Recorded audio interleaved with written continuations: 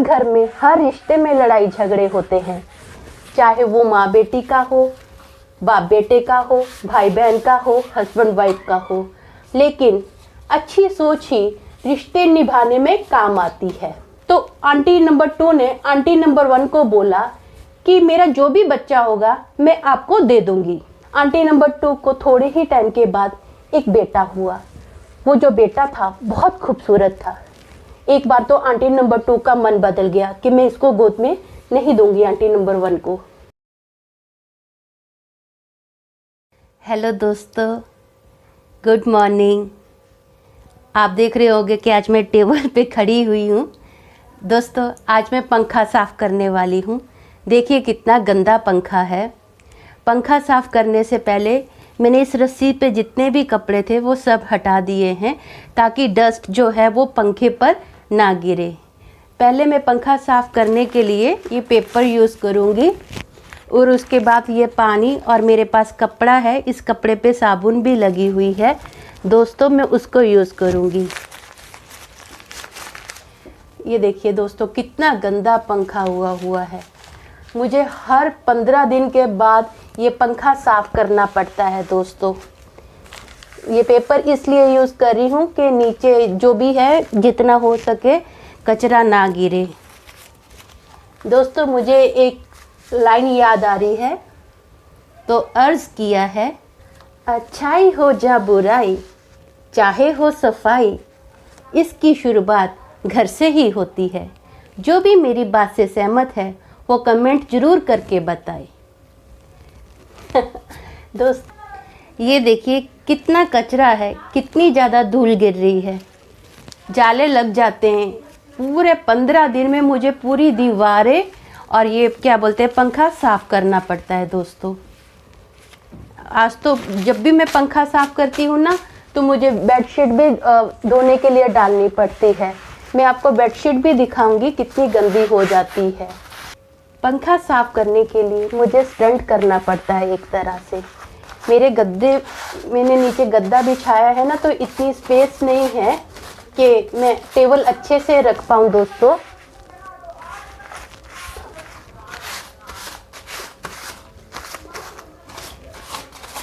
मैं सोचती हूँ कि पंखा साफ़ करते करते हम अपना वीडियो भी दोस्तों चालू कर देते हैं। हेलो दोस्तों, मेरा नाम अमन है। मैं आप सभी का मेरे YouTube चैनल 50-50 ब्लॉग में स्वागत करती हूँ। उम्मीद करती हूँ कि आप सभी अच्छे और स्वस्थ होंगे। दोस्तों, आप मेरे चैनल को सब्सक्राइब कीजिए, मेरे वीडियो को लाइक कीजिए, शेयर कीजिए, कमेंट कीजिए और हाँ, बेल आइकन को दबाना ना भूलना ताकि आपको मेरे आने वाले वीडियो के नोटिफिकेशन मिलते रहे। अब ये जो कपड़ा है मैंने इस पर साबुन लगाई है ताकि अच्छे से ये मिट्टी साफ़ हो जाए। ये देखिए अभी साबुन वाले कपड़े से ये मैं पंखा साफ़ कर रही हूँ। इससे एकदम मेरा पूरा जो पंखा है वो चमक जाएगा। वैसे दोस्तों, हर घर में, हर रिश्ते में लड़ाई झगड़े होते हैं, चाहे वो माँ बेटी का हो, बाप बेटे का हो, भाई बहन का हो, हस्बैंड वाइफ का हो। हर रिश्तों में नोकझोंक तो होती ही रहती है, लेकिन अच्छी सोच ही रिश्ते निभाने में काम आती है। हमारे एक रिश्तेदार थे दोस्तों, उनके कोई भी बच्चा नहीं था, लेकिन उनको बच्चों से बहुत प्यार था। दोस्तों, आप मेरी बात गौर से सुनना। जिनको ये पास बच्चा नहीं था, मैं उस फैमिली को आंटी नंबर 1 का नाम दूंगी, और जिस एक फैमिली की और बात करूंगी उस फैमिली को मैं आंटी नंबर 2 का नाम दूंगी। तो इस बात को आप थोड़ा याद रखना। ये पंखा साफ़ करते करते हम अपनी बात भी कंटिन्यू कर रहे हैं। ये मैंने थोड़ा पानी लिया है, उससे पंखा भी साफ़ करती हूँ। तो आंटी नंबर 1 जो थी उसने मेरी बड़ी बहन को गोद लिया। मेरी बड़ी बहन जब छोटी थी तो उसने क्या किया, वो आंटी नंबर 1 के घर पर गई। पूरा दिन उसने शॉपिंग की और रात के समय उसी दिन आंटी को बोली कि मुझे मेरी मम्मी के पास जाना है। मेरी बड़ी बहन ने बहुत ज़िद की, पूरी रात उसने ज़िद की कि मुझे मेरी मम्मी के पास लेके चलो। और उसने जो भी सामान खरीदा था ना वो सब पैक करके उठा के बोल रही है कि मुझे मेरी मम्मी के पास लेके चलो। मेरी आंटी बहुत परेशान होगी क्योंकि मेरी बहन ने पूरी रात जिद लगा के रखी कि मुझे मेरी मम्मी के पास छोड़ कर आओ। तो अगले ही दिन वो रिश्तेदार मेरी बहन को लेकर मेरी मम्मी के पास आए। थोड़े दिन के बाद वही रिश्तेदार मुझे लेकर गए अपने घर पर। दोस्तों, मैं पूरी रात रोती रही। मैंने भी सेम बोला, मुझे मेरी मम्मी के पास जाना है, मुझे मेरी मम्मी के पास छोड़ कर आओ। मेरे रिश्तेदार अगली ही दिन मुझे मेरी मम्मी के पास छोड़ कर गए। उस टाइम पर मेरी एक आंटी थी, वो प्रेग्नेंट थी। उन्होंने देखा कि आंटी नंबर 1 को बच्चों से बहुत प्यार है, तो आंटी नंबर 2 ने आंटी नंबर 1 को बोला कि मेरा जो भी बच्चा होगा मैं आपको दे दूंगी। तो आंटी नंबर 1 एग्री हो गए। थोड़े टाइम के बाद आंटी नंबर 2 को बेटी हुई, तो आंटी नंबर 2 ने आंटी नंबर 1 को बेटी गोद दे दी। आंटी नंबर 1 बहुत खुश थी। उन्होंने बहुत अच्छे से बेटी को बड़ा किया। लेकिन 2-3 साल के बाद आंटी को लगा कि बच्चे को कंपनी देने के लिए एक और बच्चा होना चाहिए। तो आंटी नंबर 1 ने आंटी नंबर 2 को बोला कि मुझे एक बच्चा और चाहिए, तो मेरे लिए एक बच्चा और पैदा कर। तो आंटी नंबर 2 ने आंटी नंबर 1 की बात मान ली। आंटी नंबर 2 को थोड़े ही टाइम के बाद एक बेटा हुआ। वो जो बेटा था बहुत खूबसूरत था। एक बार तो आंटी नंबर 2 का मन बदल गया कि मैं इसको गोद में नहीं दूंगी आंटी नंबर 1 को। तो आंटी नंबर 2 को याद आया कि नहीं, मैंने आंटी नंबर 1 को प्रॉमिस किया है कि मेरा जो भी बच्चा होगा मैं आपको दूंगी। तो आंटी नंबर 2 ने अपना प्रॉमिस पूरा किया और आंटी नंबर 1 को वो बच्चा गोद दे दिया।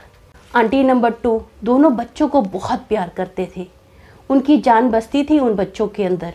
अपना दिल रखकर, बहुत बड़ा दिल रखकर उन्होंने अपना बेटा आंटी नंबर 1 को दिया था।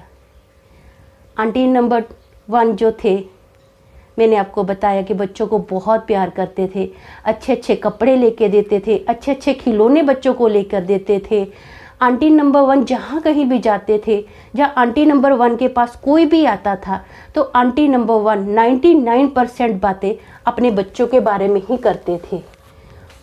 उनकी दुनिया उनके बच्चे ही थे। वो बच्चे धीरे धीरे बड़े हुए और उन बच्चों को अपने असली माता पिता के बारे में पता चल गया। जैसे जैसे उन बच्चों को अपने माता पिता के बारे में पता चला, उनका लगाव अपने असली माता पिता की ओर हो गया। एक बार क्या हुआ, आंटी नंबर 1 का जो बेटा था, जिसको आंटी नंबर 1 ने बड़ा किया था, उसने अपने फादर के साथ झगड़ा किया और वो अपने असली माँ बाप के घर चला गया। वो रात का समय था जब वो लड़का अपने असली माता पिता के घर गया था। इस बात के बारे में जब आंटी नंबर 2 को पता चला कि ये अपने माता पिता से झगड़ा करके आया है, तो आंटी नंबर 2 ने उस लड़के को उसी वक्त घर से निकाल दिया और बोला कि मैं तुम्हारी माँ नहीं हूँ, मैं तुम्हारी आंटी हूँ और आज के बाद मेरे घर पर अपने माता पिता से झगड़ा करके कभी नहीं आना। तो रात का समय था दोस्तों, वो लड़का हमारे घर पर रात के लिए रुका और अगली ही सुबह वो अपने घर, मतलब आंटी नंबर 1 के घर पर चला गया। दोस्तों, आंटी नंबर 1 ने जिस बेटी को बड़ा किया था, वो बेटी भी कभी कभी आंटी नंबर 1 से झगड़ा कर लेती थी और झगड़े में अपनी माँ को बोलती थी, अगर माँ बाप बच्चों को पैदा कर कर ऐसे ही छोड़ देते हैं, किसी को दे देते हैं पालने के लिए, तो माँ बाप को बच्चे पैदा ही नहीं करने चाहिए। आंटी नंबर 1 को ये बात बहुत बुरी लगती थी। ये बात आंटी नंबर 1 ने मुझे खुद बताई थी। दोस्तों, हर फैमिली में लड़ाई झगड़े होते हैं। आंटी नंबर 1 की फैमिली में भी लड़ाई झगड़े हुए, लेकिन आंटी अपने बच्चों की हर भूल को माफ़ कर देती थी, क्योंकि आंटी नंबर 1 अपने बच्चों से बहुत प्यार करती थी। दोस्तों, कहीं बहता झरना है तो कहीं बंजर ज़मीं, ज़िंदगी रंग बदलती है, किसी की है हंसी और किसी की संगीन।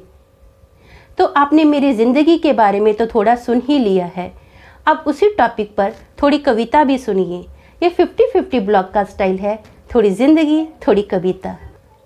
वो दिल ही क्या जो टूटे ना, वो दिल ही क्या जो टूटे ना, वो रिश्ता ही क्या जो रूठे ना।